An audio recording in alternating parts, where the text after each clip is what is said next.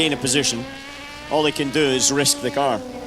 Alan, we were at the opening round of the championship at Silverstone a couple of months ago for a 6-hour race, and we then discovered the true pace of the LMP2 cars. They've been given a bit more of a rule break. They are quicker, they're more powerful, they're slipperier through the air. We thought, yeah, they're going to be quicker in a straight line at Le Mans. They'll go 9 seconds quicker. But none of us were having a conversation saying, oh, of course, they might get on the podium. It was only through us commentators having a drink on maybe Wednesday night and going, do you know what? I'm not a betting man, but they might get on the podium. I think, you know, this race, because of the temperatures, because of just the circumstances, the pace of the race as well, has created some reliability issues and also some, I would say, driver issues as well, where there's been a few mistakes. Not a surprise, it's a long race, there's a lot of kilometres to do, and Law of Averages said that there's going to be a few incidents along the way, but I would never have thought that there was going to be an LMP2 car leading and an LMP1 chasing it down. And that car that is going on to win, having been sat in the garage for an hour and 30 minutes or whatever it was, just insane. This again is our battle for GTE Pro. That is it, first and second. That is your gap. P2 car coming through. Johnny Adam might be able to just slip in there and get a bit of a slipstream to try and drag himself a little bit closer, but the P2 car staying out of the line. So the yellow one is the Corvette out front in the category, and then the green Aston Martin is second. The 63 car, oh, sneaky, sneaky.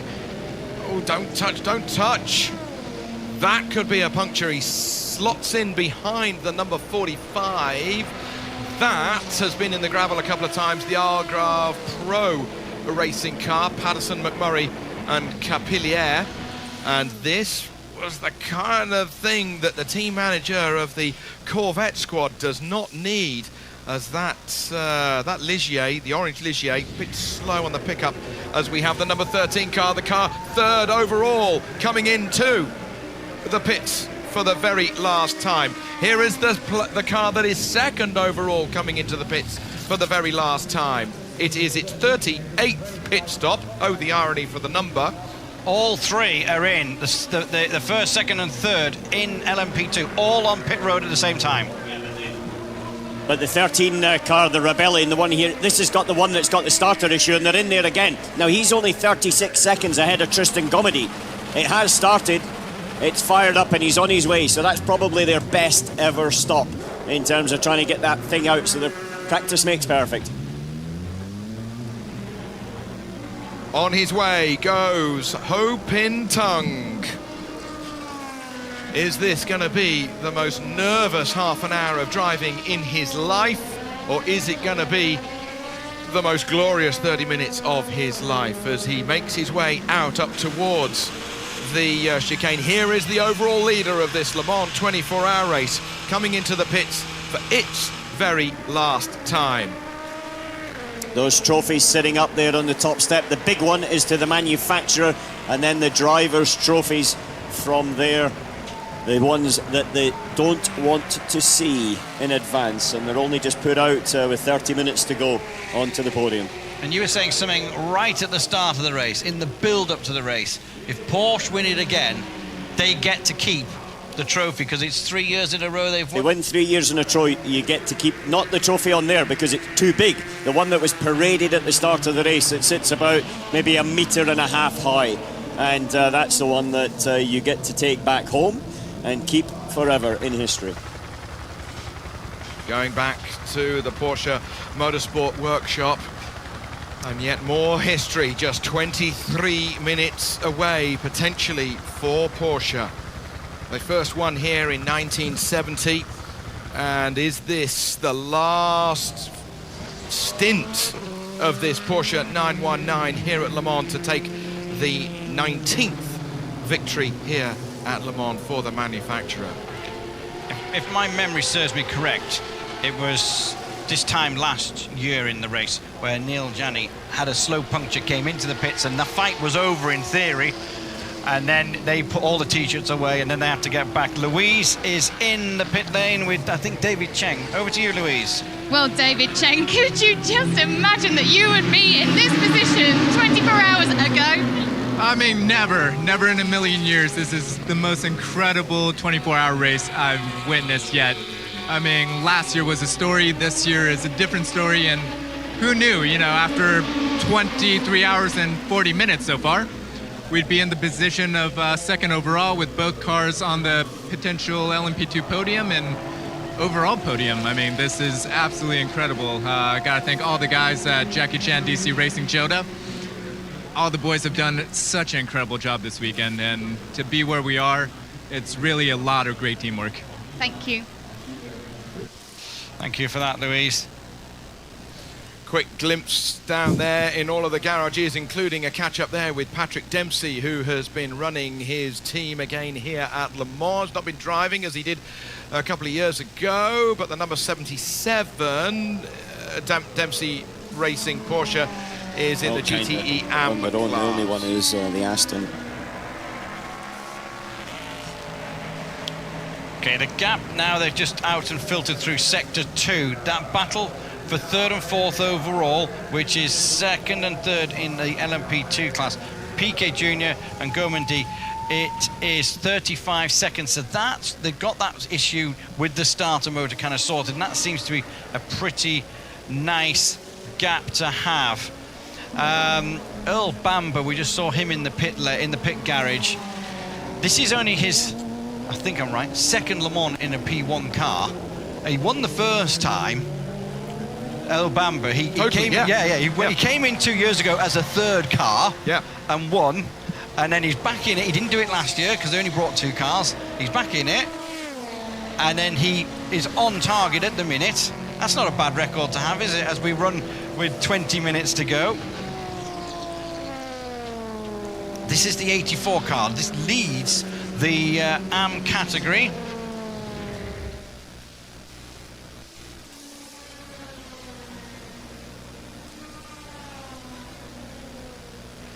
Slow motion of the JMW Motorsport car, first in its category.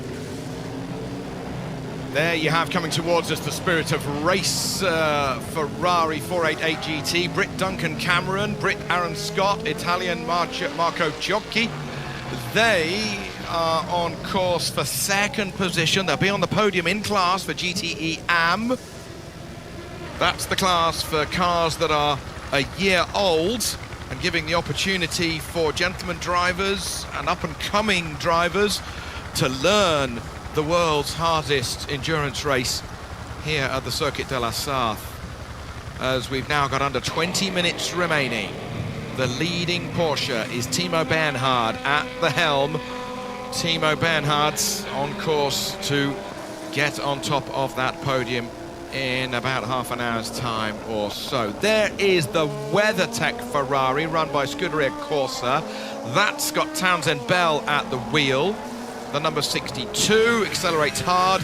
Is that another trophy for him and Bill Sweedler to take home with Cooper McNeil, who's done a superb job here this weekend. Back on board with the new 911 RSR. That goes over the line, and that is third position in class. That's the Frenchman Fred Makovici going over the line.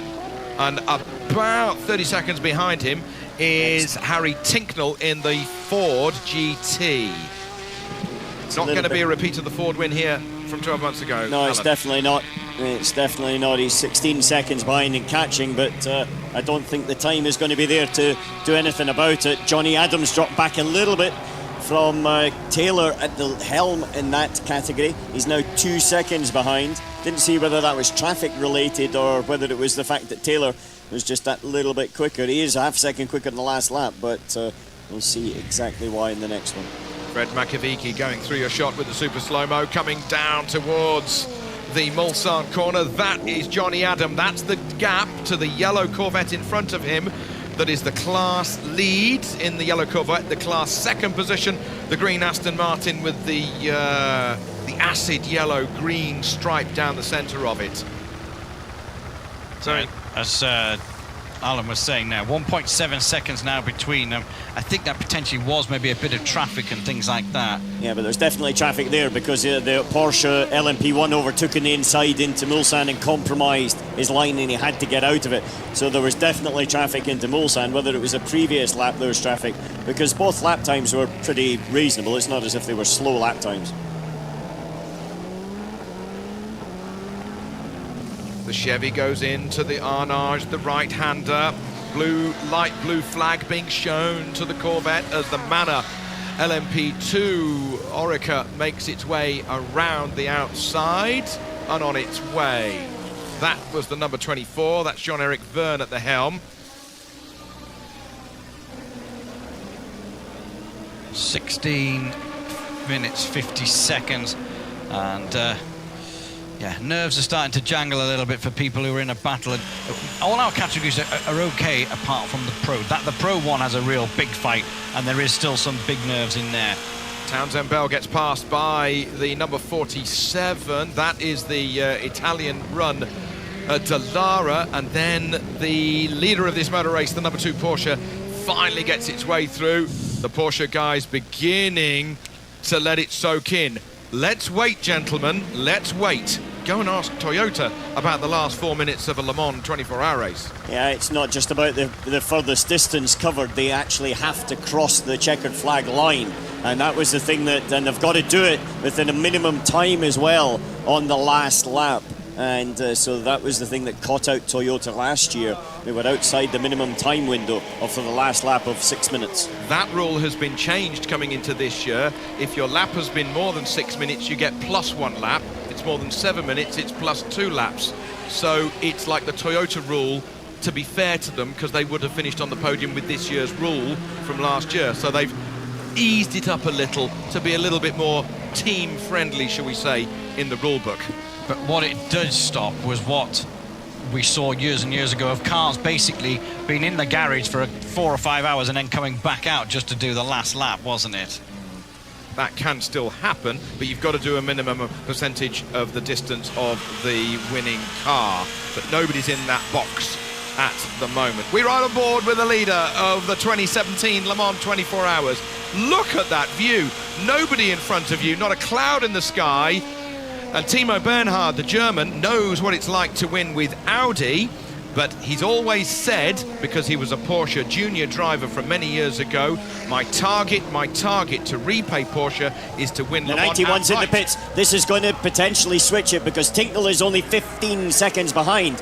So this is going to be a stop refueling going on. It's going to be a short fill because they need about, 5 laps, 6 laps. And there's Tincknell up into third place. So there's a switch for third place on the podium. Ford is up into third, Porsche down to fourth. And they're doing tyres. He only had tyres last time he was in. No, that was Tincknell. They had tyres last time. But that car. I don't know why they're doing tyres, to be honest with you. Maybe they've had a puncture. I thought that the tyres going on looked like skimmed tyres, and they look like used tyres already, and they've skimmed them with the heat gun. So maybe they're reused tyres, because they're only allowed 16 tyres for the whole event, and if that wasn't planned, Alan, maybe they've had to recycle some. Yeah, but just very simply, they're in fourth, they've dropped back. If you change tyres, you lose another 16, 17 seconds. Louise is in the pits with Darren Turner. Over to you, Louise.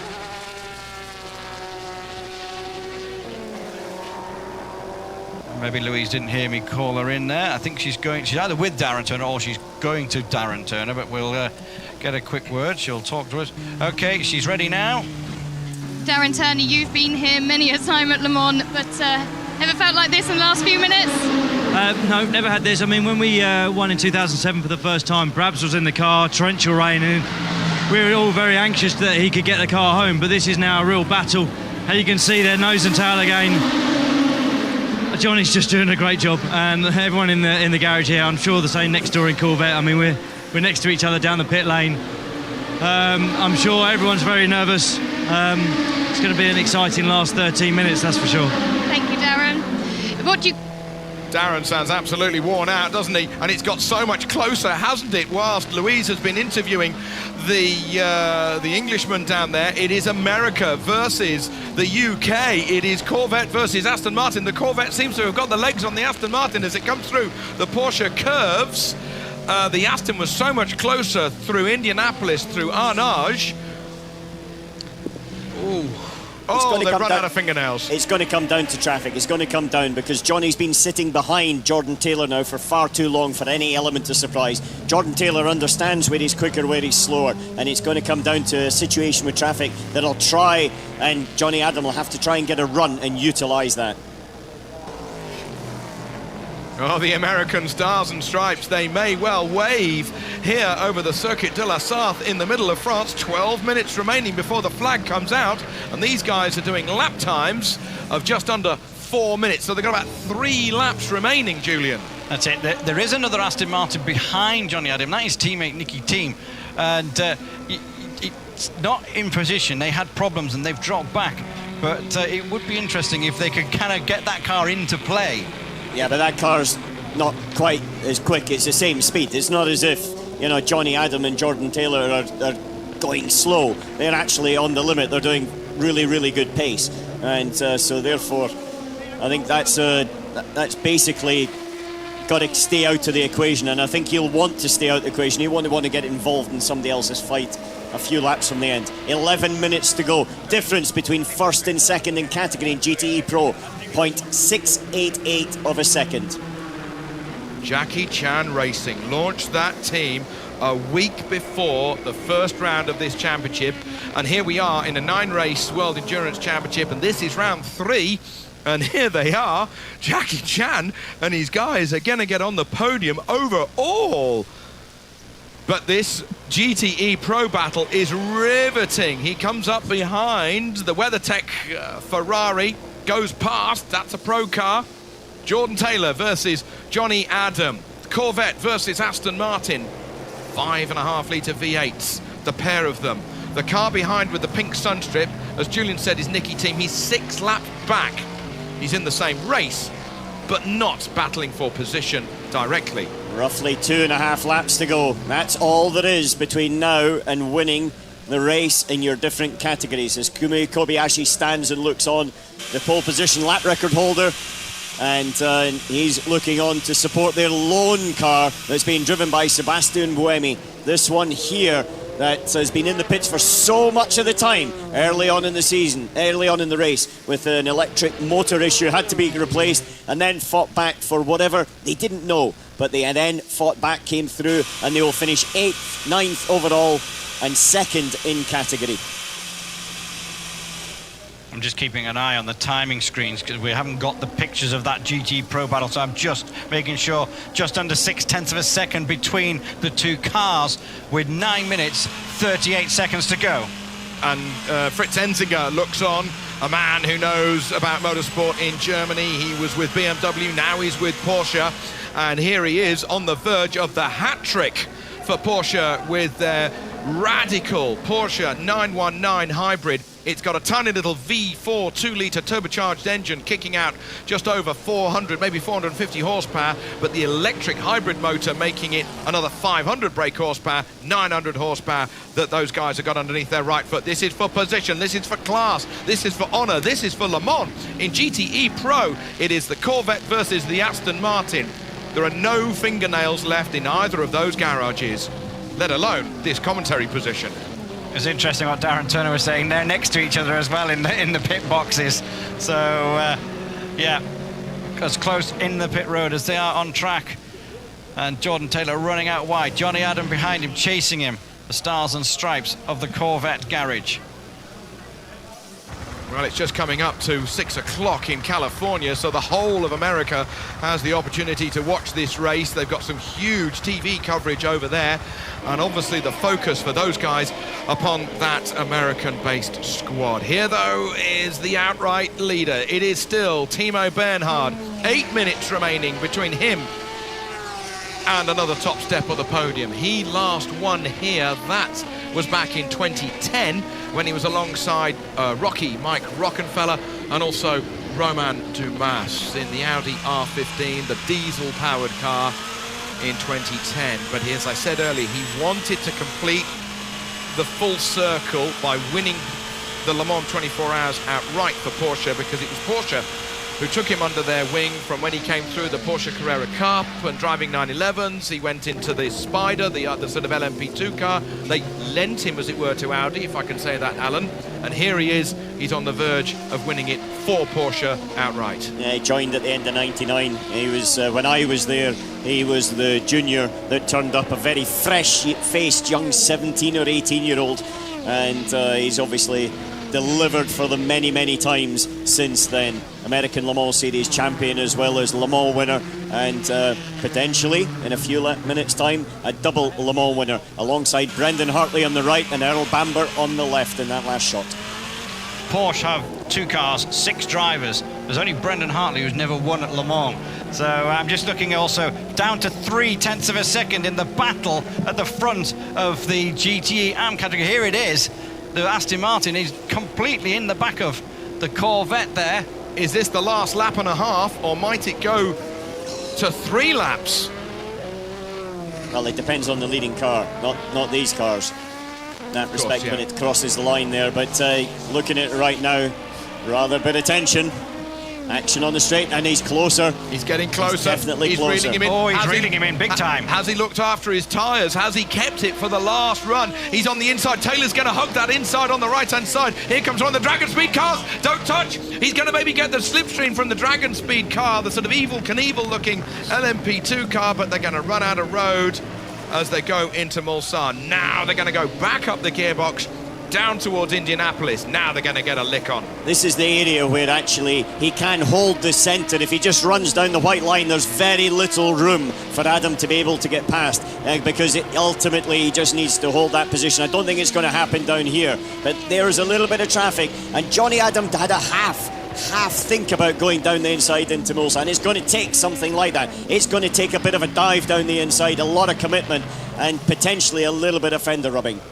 I think, in fact, that the 21 car potentially hindered Johnny Adam there, didn't he? He's close, he's close, he's close. He's going to go, he's going to go into Arnage. He's gone wide. He's going to hold his line. The Corvette touches Johnny Adam. Everybody, he took the lead for a moment, but that might be the deciding moment. But Alan, he had to have a go. He was always quick there in the previous laps. Yeah, launched it down the inside into Arnage. Had to have a go. We said there was going to be a little bit of hit, and there was always going to be that. You know, it's not all over yet. There's still 5 minutes to go, and he is quicker, so he will be able to catch up. However, right now, I would think it's going to be a very robust defence from Jordan Taylor. But Johnny Adam had to give it a go. There was just no question about it, and he did. That one just didn't quite come off. Doug Feehan, the boss of this, has seen it many times before. He likes to see his cars fighting, but he also likes to win. Here we got a replay. Dives down the inside. Last minute, see the puff of blue smoke, locked up, ran wide, and at this moment in time, Jordan Taylor came out,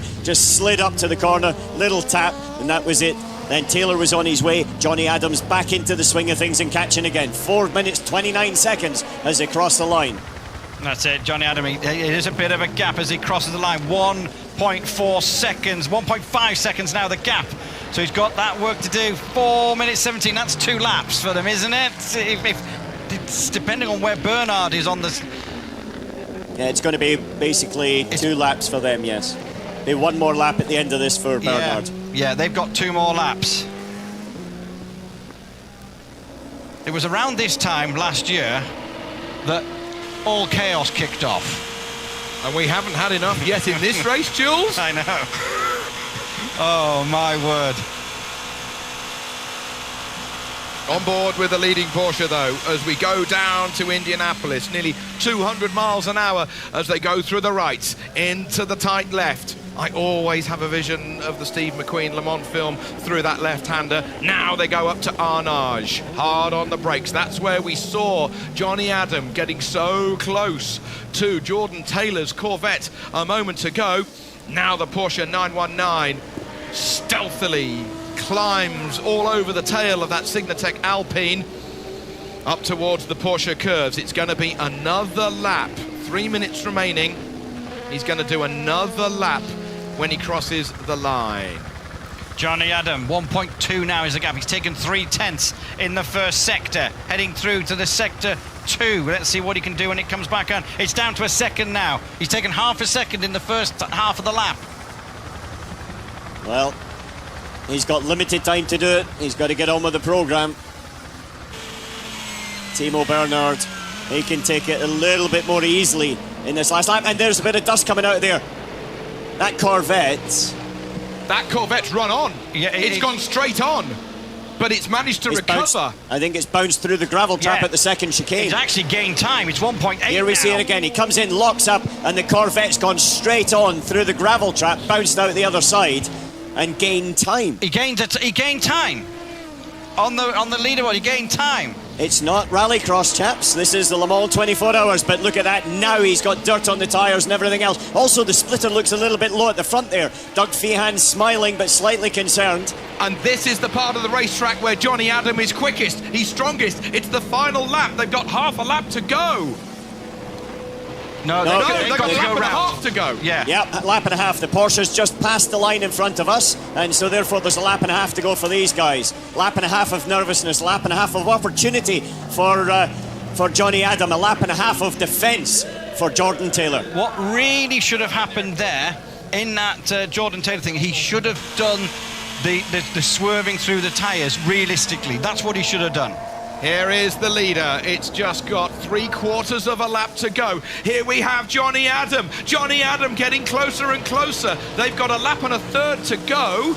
Remember, because the flag only goes out when the Porsche crosses the line, which is sort of behind them on the racetrack as they come up to the Porsche curves for the penultimate time. Johnny Adam going to have another slice, another bite of the cherry, but likewise Jordan Taylor has got another chance to keep him behind. He's had a big moment and he got away with it. He has, but he's really struggling right now. I think he's damaged a little bit of the underfloor and he's going wide. Rubbing. He's got understeer there, and so this is the opportunity. This is the opportunity. He's going to do it. It's not going to actually happen before the Ford chicane, I would suggest, but Johnny Adam is all over him right now. But Johnny's got to just take care. He doesn't want to get dragged into an incident here now. He's got the momentum.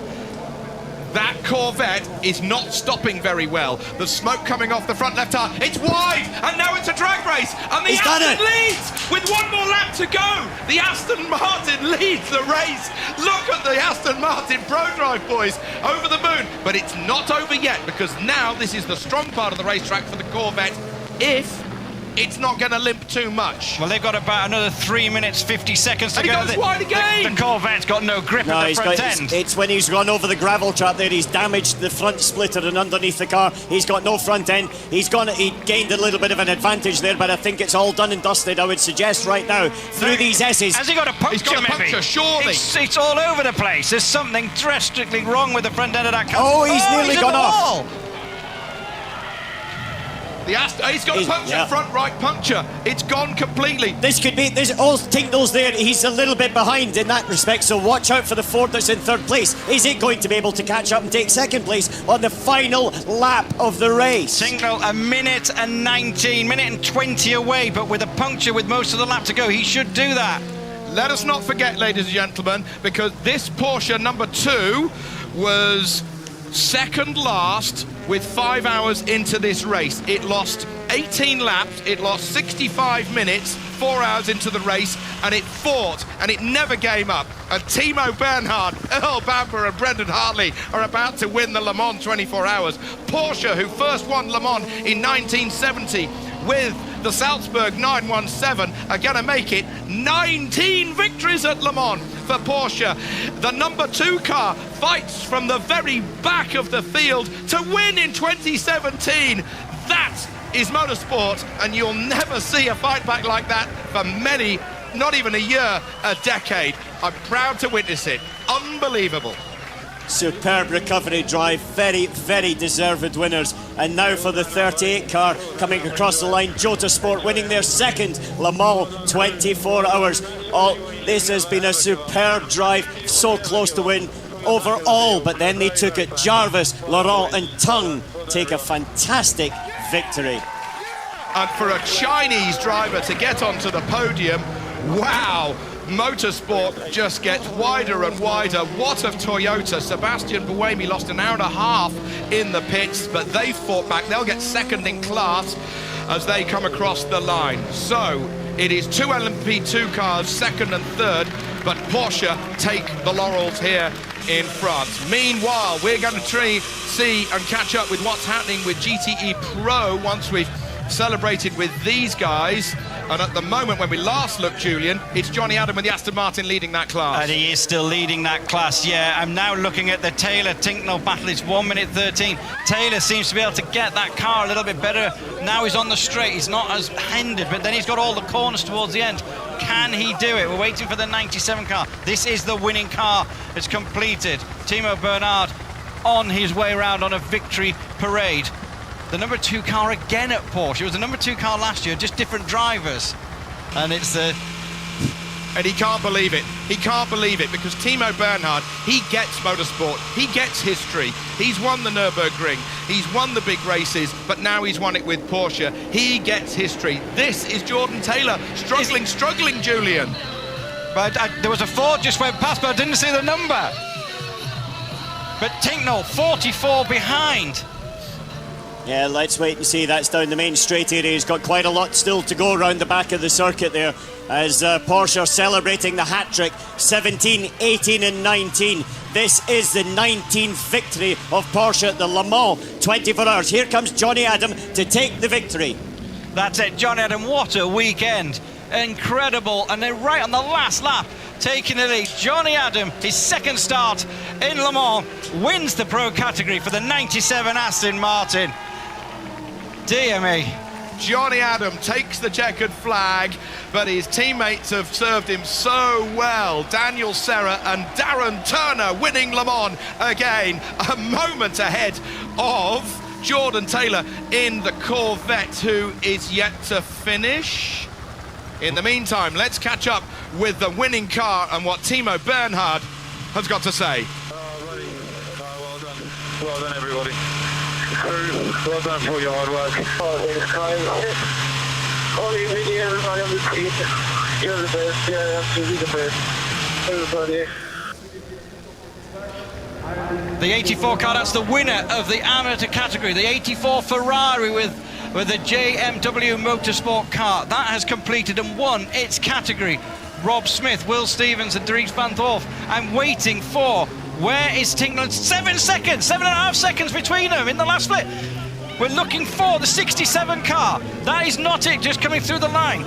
This is coming towards Porsche then if he's through the second sector. So he's got quite a little bit to go there. So Tinknell's catching 7 seconds from Jordan Taylor in second place. We're looking at the replay of the finish of the overall, but out of our picture we can see that the number 67 he's done it, of he's Harry done it. Tinknell, the Ford, gets second place in GTE Pro. It is Aston Martin victorious, Ford in second place, and it is the Corvette that led for so long, for so close, gets third position. The Corvette runs across the line, sparks and fire coming off the bottom of the car as he's driving straight through the gravel traps, trying to do anything. Tears of joy in Timo Bernhard's eyes. A second Le Mans victory. Porsche winning for the first time in 1970 with the 917, and there you have it. It just crosses the line and stops. That's it. Now that was a fantastic end to a Le Mans 24 Hours. He just outbraked himself. Maybe he braked Alan a metre later than normal into that final chicane on the back straight. He got a puncture. It was a very slow puncture that just went down and down and down. He ran on at the beginning of his last lap. The start of the last lap. Johnny Adam got it going into the start of the last lap. And then he was in trouble here. Then he ran on through the Forest S's because the tyre was going properly down. And we were concentrating on